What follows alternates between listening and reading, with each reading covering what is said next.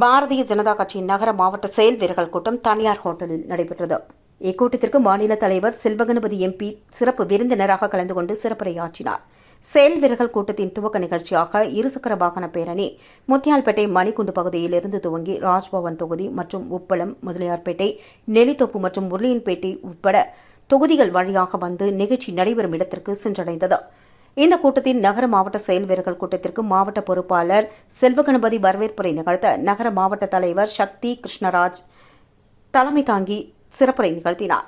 பாரதிய ஜனதா கட்சியின் மாநில தலைவர் செல்வகணபதி எம்பி தனது சிறப்புரையில் பாரத பிரதமர் நரேந்திர மோடியின் கடந்த 10 ஆண்டுகள் சாதனைகள், அதன் மூலம் அனைத்து துறைகளிலும் வளர்ச்சி, உலகில் 5வது பெரிய பொருளாதார நாடு என்ற நிலை, வளர்ச்சியடைந்த பாரதம் என்ற பிரதமர் நரேந்திர மோடி அவர்களின் குறிக்கோள் உள்ளிட்டவையை மக்கள் மத்தியில் பாரதிய ஜனதாவின் நிர்வாகிகள் கொண்டு செல்ல வேண்டும் என்று அறிவுறுத்தினார்.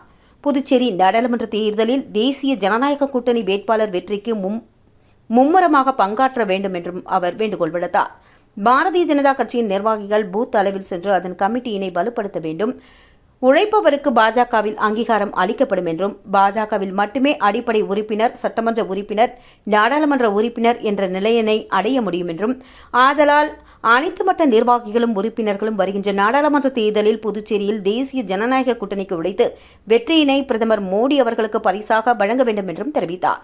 இதில் மாநில பொதுச் செயலாளர் மோகன்குமார், மௌலிதேவன், சட்டமன்ற உறுப்பினர்கள் அசோக் பாபு, ரிச்சர்ட் ஜான்குமார், துணைத் தலைவர் ஜெயலட்சுமி, மாநில செயலாளர் வெற்றி செல்வம், அமாவாசை, மாவட்ட பொதுச் செயலாளர் கணேசன், செந்தில்குமார், இளைஞரணி மாநில தலைவர் அற்புதராஜ், ஓபிசி அணி மாநில தலைவர் ஸ்ரீ நடராஜன், நகர மாவட்ட நிர்வாகிகள், தொகுதி நிர்வாகிகள் என திரளானோர் கலந்து கொண்டனர்.